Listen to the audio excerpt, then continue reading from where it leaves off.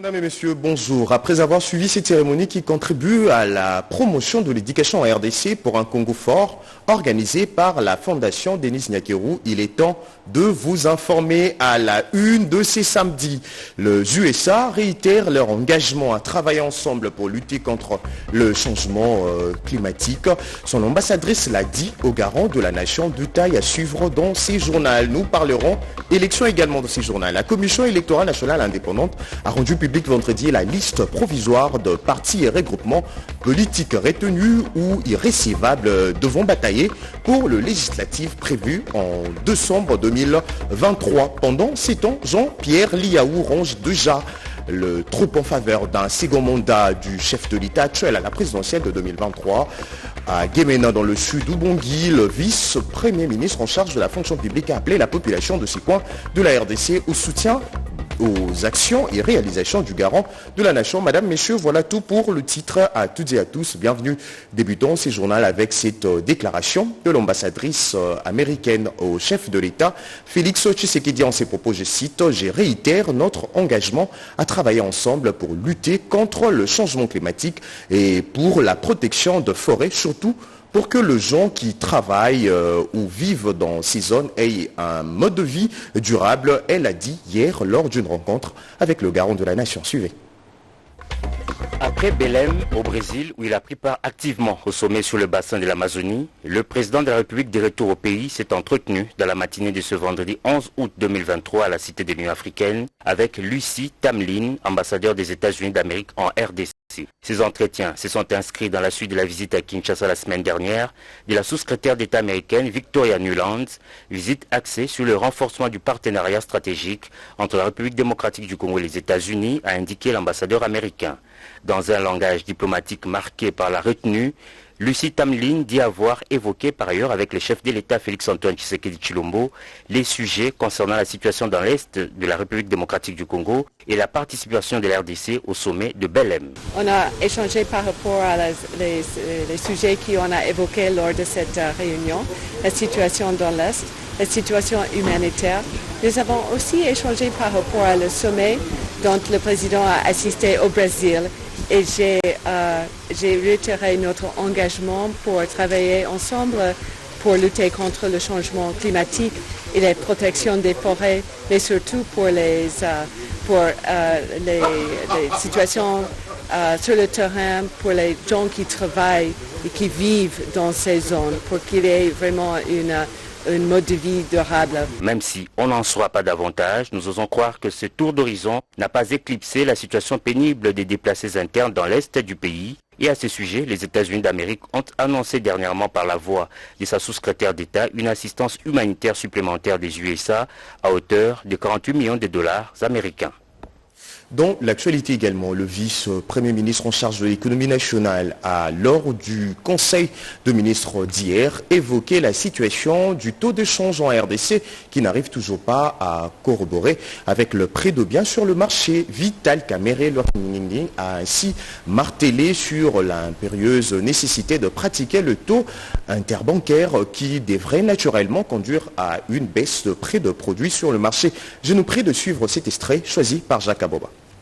De la République, chef de l'État, Félix-Antoine Tshisekedi Tshilombo, a présidé ce vendredi 11 août 2023 à la Cité de l'Union africaine, la 108e réunion du Conseil de ministres.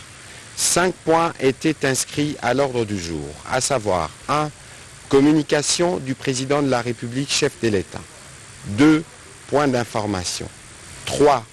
Approbation d'un relevé de Conseil de ministres. 4. Examen et adoption de dossiers.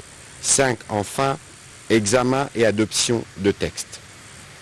La communication du président de la République a porté sur 5 points principaux, à savoir 1.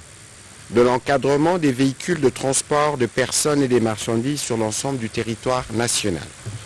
Depuis le Brésil où il se trouvait, le président de la République a suivi avec la plus grande désolation le grave incendie résultant de l'explosion d'un camion-citerne transportant des hydrocarbures qui, après être entré en collusion avec des câbles électriques, s'est embrasé et a engendré des pertes en vies humaines et dégâts matériels considérables.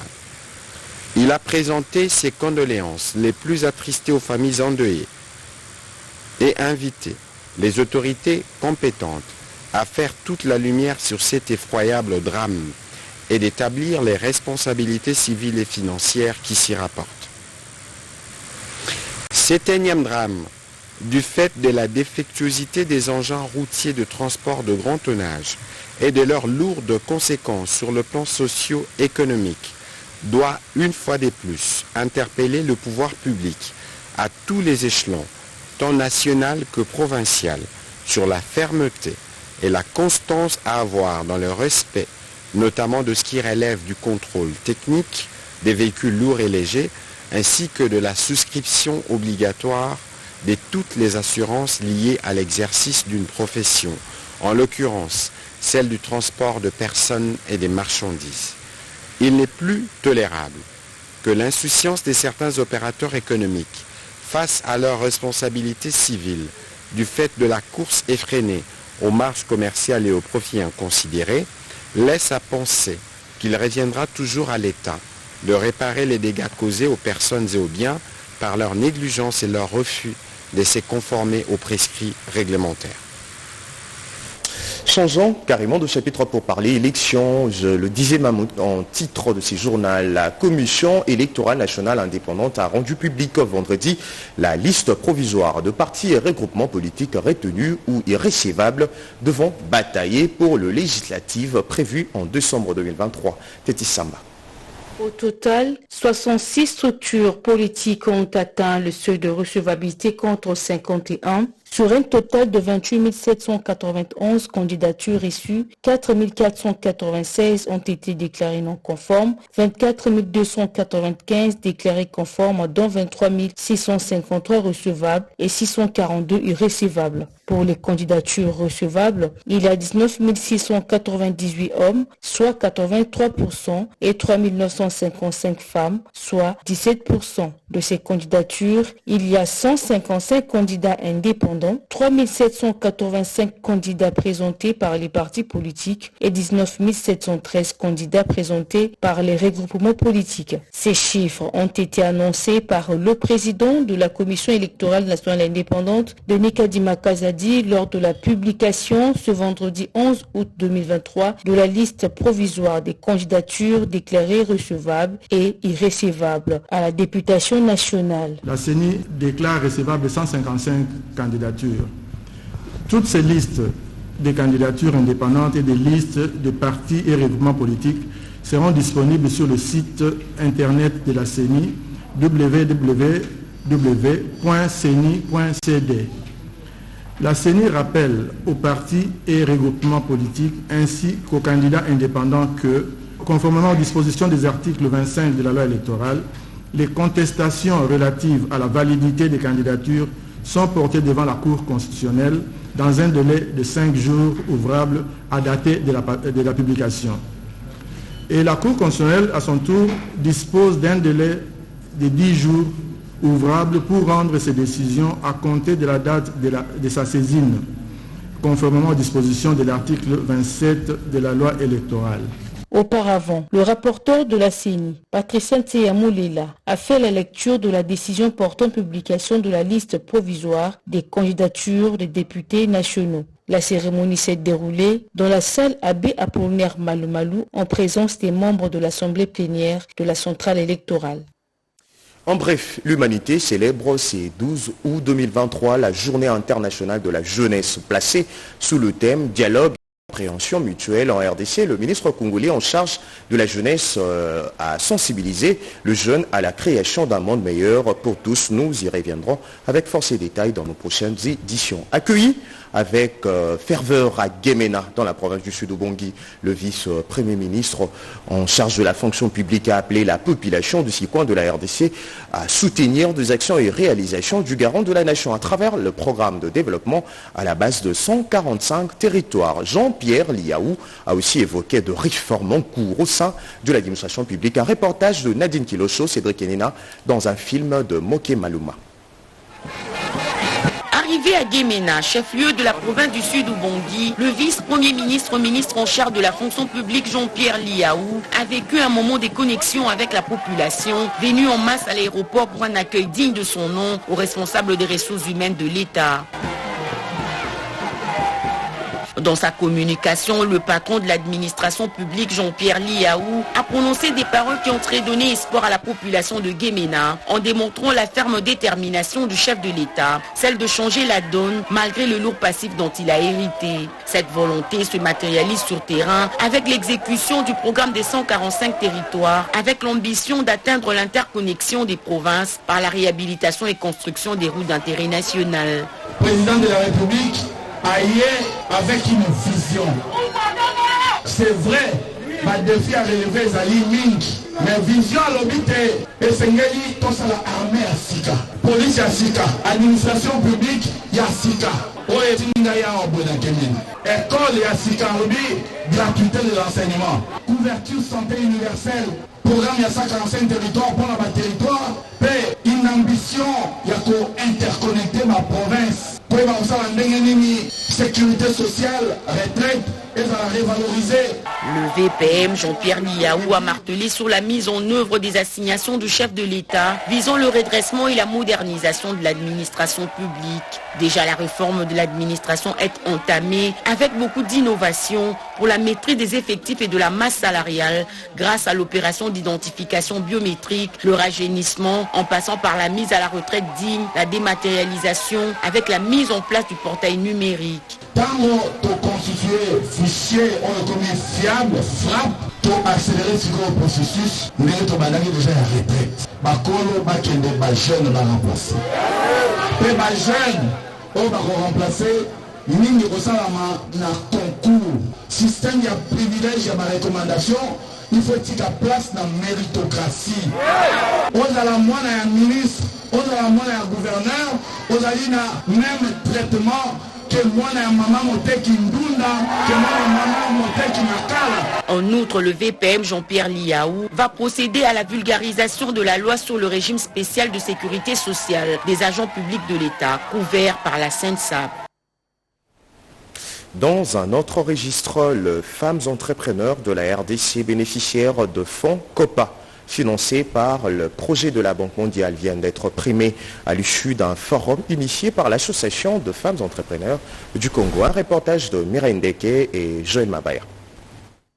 Cette deuxième journée du forum d'exposition sur la responsabilité sociétale des entreprises privées et les principes d'autonomisation de femmes a été consacrée aux différents panels animés par les femmes des entreprises. Plusieurs sujets ont été décortiqués, notamment l'égalité des chances dans le secteur privé, l'état des lieux de la RSC et la lutte contre la corruption. Il était question lors de ces échanges de partage d'expériences entre les femmes entrepreneurs sur les réalités rencontrées dans le monde de business et de voir comment les contourner afin de promouvoir l'entrepreneuriat de femmes. Voilà pourquoi elles sont appelées à appliquer ces principes de la RSE et du WEPS. Le WEPS et la RSE priorisent l'autonomisation de la femme. Nous voulons des entreprises qui tiennent en compte l'égalité de sexe. La clôture de ce forum a été sanctionnée par la remise de trophées WEPS Award aux femmes bénéficiaires de fonds COPA financés par la Banque mondiale à travers son projet PADEM PME sous la direction de la secrétaire générale Onjean. Les entreprises primées remercient la FECO pour cette idée salvatrice. On a notre vision qui est créer la prospérité partagée à travers l'agrobusiness. Donc ce prix représente beaucoup pour nous. Nous encourage à nous engager encore plus pour la promotion des femmes dans nos activités, ainsi que pour la protection de l'environnement. Par la suite, un acte d'engagement a été signé par les entreprises afin de continuer à appliquer le principe de la RSE et du WEPS. Une photo de famille a marqué cette journée. Deux questions liées à la lutte contre le blanchiment de capitaux et financement du terrorisme étaient au centre d'un atelier organisé à Goma, dans le Nord Kivu, par la cellule nationale de renseignement financier. Regardez. La loi numéro 22/068 du 27 décembre 2022 portant lutte contre le blanchiment des capitaux et le financement du terrorisme et de la prolifération des armes de destruction massive en République démocratique du Congo. Ceci a fait l'objet d'un atelier régional organisé dans la ville de Goma du 9 au 11 août 2023 par la cellule nationale des renseignements financiers CNRF en sigle à l'intention des autorités judiciaires, des banquiers, des responsables des sociétés d'assurance ainsi qu'aux hommes de loi, à l'occurrence les avocats. L'assistant du secrétaire exécutif de la CNRF, le procureur général Jean Moulongoy, parle des mobiles de la tenue de ces assises. La lutte doit être prise en compte par tous les citoyens de la République démocratique. Ceux qui ont été formés doivent également être les porteurs de parole de la CNRF pour que la lutte arrive tous les citoyens. Pour maître Jean-Claude Kafarira, avocat au barreau de Goma et participant à ces assises, cette nouvelle loi portant sur la lutte contre le blanchiment des capitaux est une excellente loi. Nous sommes donc très ravis que l'on ait mis sur pied une nouvelle loi qui d'ailleurs, de par son objet, est venue combattre des vices vivants dans notre pays et particulièrement dans nos provinces de l'Est. Signalons que cette loi portant lutte contre le blanchiment des capitaux a été adoptée par l'Assemblée nationale et le Sénat et promulguée par la présidence de la République en décembre de l'année dernière. Quittons Goma pour la ville de Lubumbashi dans le Haut-Katanga. Le nouveau commissaire provincial de la police, le général Dieudonné Ondimba Okito, a pris officiellement ses fonctions au terme d'une cérémonie présidée par le gouverneur de province Didier Mumba. Remet cet étendard, symbole de commandement que vous défendrez jalousement jusqu'au sacrifice suprême. Sincères félicitations. À vos ordres. Jacques Abouakatoé a officiellement remis l'étendard du pays au nouveau commissaire provincial de la PNC au Katanga, le général Dieudonné Ondimba Okito. Cette cérémonie de prise d'armes du nouveau patron de la PNC au Katanga s'est déroulée à l'esplanade du bâtiment du 30 juin, en présence notamment du président de l'Assemblée provinciale Michel Katebe, du vice-gouverneur Jean-Claude Kanfa Kinimba, des membres du conseil provincial de sécurité, des quelques députés et ministres provinciaux, sans oublier les autorités locales et les unités du commissariat de la PNC au Katanga. La prise d'armes a également été marquée par un défilé des troupes devant la tribune des officiels. Toutes les unités de la PNC du Katanga, dont la GMI, l'UNH, la police des mines, la PCR et d'autres, ont défilé et fait défiler leurs engins d'intervention devant le gouverneur Jacques Abouakatoé.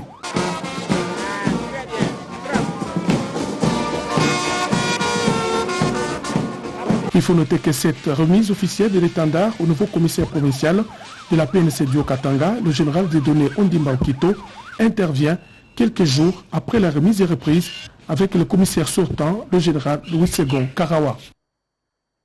Et puis cette question qui taraude les esprits de chercheurs, comment faire pour améliorer la qualité de l'enseignement par la bonne gouvernance? La question a été évoquée lors de travaux de la revue annuelle de performance organisée par la direction provinciale de l'EPST Kasaï, un Franklin Éclair Calombo. Mercredi dernier à Tchekapa de la revue annuelle de performance organisée par la province éducationnelle EPST Kasaï 1.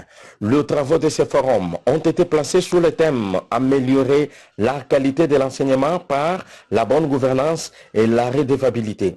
Jean-Claude Banjana, directeur provincial du PROCOP, revient ici sur les différentes thématiques développées au cours de ces assises de 3 jours. Il y a eu des exposés autour des thématiques qui avaient été prévues par le même arrêté susévoqué. La première thématique parlait de l'évaluation des performances au niveau de nos 3 directions provinciales. À la deuxième thématique, nous avions exposé sur la révision de la carte scolaire. Et enfin, nous avions pris les recommandations. De son côté, Gaston Collet, vice-gouverneur de province, qui a procédé à la clôture des travaux de cette revue de performance pour la 2e édition, a formulé ces quelques recommandations à toutes les parties prenantes. Je suis convaincu, au vu des compétences qui sont les vôtres, que cet atelier aura atteint ses objectifs, c'est-à-dire une analyse sans complaisance des performances du secteur de l'enseignement de la province éducationnelle du Kasaï et des propositions concrètes pour la bonne gouvernance et l'amélioration des services du secteur. Tout en vous assurant de l'accompagnement et du soutien du gouvernement provincial, je déclare close les assises de la revue annuelle des performances de la province éducationnelle du Kasaï. Lancement dans la province du Kwilu de travaux de réhabilitation d'une route d'intérêt capital reliant Mongata, Bagata, Bandundu-Ville pour faciliter la circulation de personnes et de leurs biens. Retour en image. Coup d'envoi des travaux de réhabilitation mécanique de la route nationale numéro 17/RN9 dans son tronçon Bandundu-Bokulu-Bagata, lancé ce mercredi à Bandundu par le vice-gouverneur de la province du Kwilu. Ces travaux s'inscrivent dans le cadre du programme de développement local de 145 territoires initié par les chefs de l'État. Cet ouvrage qui s'étale sur une distance de 135 km est financé par le Trésor public et exécuté par l'entreprise congolaise Adi Construct Sal pour une durée de 10 mois sous la supervision de l'Office des routes qui en est le maître d'ouvrage délégué. Signalons qu'après cette réhabilitation, le trafic sera plus aisé dans cet espace, comme le souligne le directeur provincial de l'Office des routes, Michel Missé Kamoubaki. Je vais d'abord remercier le chef de l'État pour avoir songé à la réhabilitation de plus ou moins 5 axes dans la province du Kwilu. Une fois la route réhabilitée, je crois que le trafic sera aisé et les passagers ou bien les utilisateurs de la route feront moins de temps qu'avant. Le vice-gouverneur Félicien Kiwai Mouad a rendu des vifs hommages au président de la République Félix Antoine Tshisekedi Tshilombo pour les efforts qu'il ne cesse de consentir pour le développement du pays en général et celui du Kwilu en particulier. Cette saison, je lance les travaux de réhabilitation mécanisée de la route Bandundu-Bokulu-Bagata. La Régisrote la Santé, l'hôpital du Saint-Antonin organise au mois de septembre prochain une campagne gastro-entérologie. Face à la presse, le médecin spécialiste a expliqué les modalités de cette opération témoin de l'événement canonique. Gastro-entérologie est la spécialité médicale qui s'intéresse aux organes de la digestion, leur fonctionnement, maladies et de les soigner. Les tubes digestifs, oesophage, estomac, intestin, le côlon et le rectum constituent le système digestif pour un humain. La plupart des personnes dans le monde qui ignorent cette pathologie ne se font pas dépister à temps réel. En République démocratique du Congo, à l'hôpital du Cinquantenaire, une machine ultra moderne et professionnelle est la Pimpa neuve qui illustre bien et détecte toute anomalie, les problèmes du ventre de l'intérieur. Avec le docteur Subramania, spécialiste entérologue de cet établissement hospitalier qui appelle la population à venir aux consultations gratuites pendant la campagne médicale tout au long du mois de septembre prochain. En effet, j'offre mes services aux personnes souffrant de douleurs abdominales, de jaunisse, d'hépatite et d'autres problèmes de foie. De sang dans les vomissures, de sang dans les selles, aux personnes ayant des problèmes de calcul biliaire par des procédures endoscopiques dans leur SCP. Cholangiopancréatographie rétrograde endoscopique. Ainsi, l'hôpital du Cinquantenaire organise une campagne de soins gastro-entérologiques afin de contribuer à la couverture de la santé universelle en RDC, comme le veut le programme de santé pour tous prôné par le chef de l'État Félix Antoine Tshisekedi Tshilombo pendant son mandat. Tout à fait autre chose, de questions liées à l'appui de la SNEL à l'autorité de régulation du secteur de l'électricité et le droit de consommateur de l'énergie électrique ont été abordés au cours d'une rencontre entre le responsable de ces deux entreprises de l'État, Jonathan Mouele. S'exprimant devant la presse à l'issue de discussions auxquelles leurs collaborateurs ont pris part, le DG de l'ARE a relevé le caractère important d'accompagnement de la SNEL par l'ARE. D'après la docteure Sandrine Moubenga, son établissement a pour rôle d'accompagner la SNEL, comme cela se fait avec tous les autres opérateurs. Cette session de travail que nous avons eue, c'était pour permettre à la SNEL de bien travailler. C'est-à-dire que la SNEL est un opérateur, mais elle a besoin de l'appui du régulateur pour certains éléments. Et du même côté, nous avons dit que nous recevons certaines plaintes des consommateurs, donc on a besoin de travailler avec la SNEL pour pouvoir voir comment résoudre ces plaintes. Pour sa part, M. Fabrice Lucinde a souligné l'importance d'une bonne fourniture de l'électricité et le rôle que la RE joue entre les opérateurs et le consommateur. Se rassurer que nous, dans notre mission d'assurer le service public de l'électricité, nous nous conformons à tout ce qui est dicté par la loi, par les réglementations, mais surtout nous répondons à ce que les consommateurs attendent, c'est-à-dire un service de qualité. Une cellule mise sur pied depuis novembre 2021 reçoit le plainte opposant entre les opérateurs et le consommateur pour assumer la médiation afin de résoudre leurs litiges. Écho de partis et formations politiques, le corps de l'élite scientifique de l'Union pour la démocratie et le progrès social poursuit avec ses matinées scientifiques. Le jeudi dernier, ces enseignants de l'université ont échangé sur la dépendance étrangère du système financier congolais. Alain Bikaï.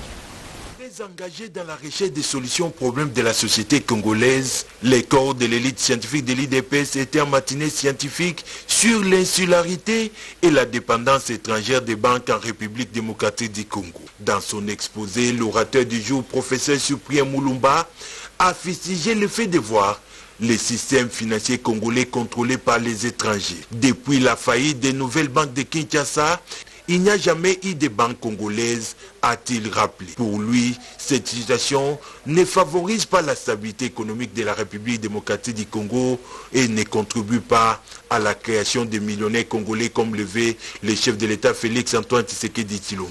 Pour ce faire, c'est au cadre de l'IDPS propose la création de banques à capitaux congolais pour financer les PME congolaises et créer la richesse nationale. Oui, pour changer les choses, il faut refonder, rebâtir un système financier, un système bancaire qui aura essentiellement pour acteurs des Congolais et des Congolaises et qui peuvent défendre les intérêts des classes moyennes au niveau national.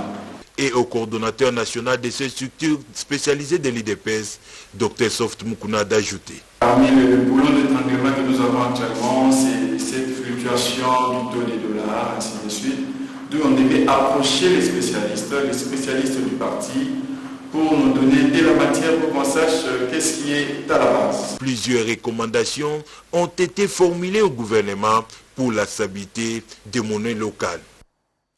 Le bourgmestre de Mongafula a appelé le chef de quartier de cette municipalité à lutter contre la sécurité. Anastasie Dombo.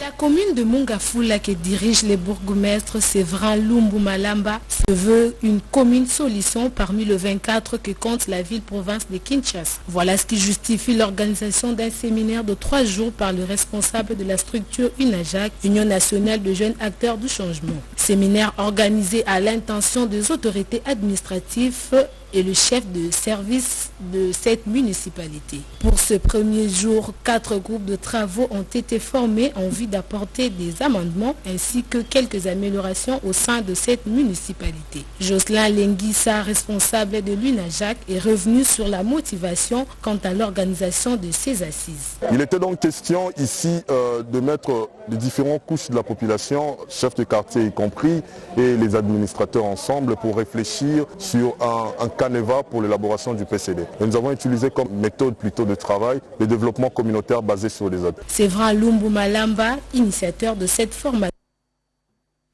Et puis c'est communiqué de la primature avant de prendre le rappel de principaux titres. Il est porté à la connaissance de l'opinion que son Excellence, Monsieur le Président de la République, chef de l'État, a chargé son Excellence, Monsieur le Premier ministre, chef du gouvernement, de convoquer et d'organiser la table ronde sur l'évaluation de l'état de siège dans les provinces de l'Ituri et du Nord Kivu. En application de cette instruction présidentielle, son Excellence, Monsieur le Premier ministre, chef du gouvernement, convoque à partir de ce lundi 14 août 2023 jusqu'au mercredi 16 août 2023, inclus au Palais du Peuple de Kinshasa, les assises de la dite table ronde de nature consultative. La table ronde réunira au niveau institutionnel le délégué dûnement mandaté du Président de la République de l'Assemblée du Sénat, du gouvernement, du pouvoir judiciaire, des assemblées provinciales, de gouvernements provinciaux et du pouvoir coutumier.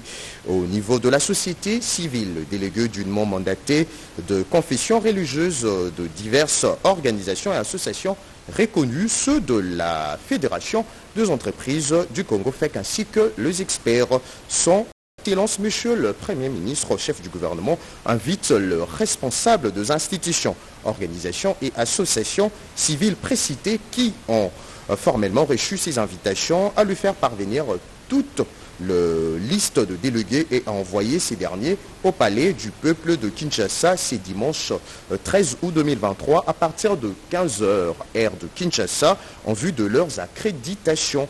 Le gouverneur de province et plus particulièrement le gouverneur militaire de 2 provinces concernées sont priés de prendre toutes les dispositions nécessaires en vue d'assurer le voyage et la participation à ces assises de tous les délégués de province désignés faites à Kinshasa le 12 août 2023. Paul Gaspard Ngondanko Inkoy, directeur de cabinet. Bienvenue si vous nous rejoignez sur la RTNC. Je vous rappelle le principal titre de l'actualité. Les USA réitèrent leur engagement à travailler ensemble pour lutter contre le changement climatique. Son ambassadrice l'a dit au garant de la nation. Vous avez suivi dans ces journaux. La Commission électorale nationale indépendante a rendu public vendredi la liste provisoire de partis et regroupements politiques retenus ou irrécevables devant batailler pour le législatif prévu en décembre 2023. Pendant ces temps, Jean-Pierre Liaou range déjà le troupe en faveur d'un second mandat du chef de l'État actuel à la présidentielle de 2023 à Gemena. Dans le sud Ubangui, le vice-premier ministre en charge de la fonction publique a appelé la population de 6 points de la RDC à soutenir les actions et réalisations du garant de la nation.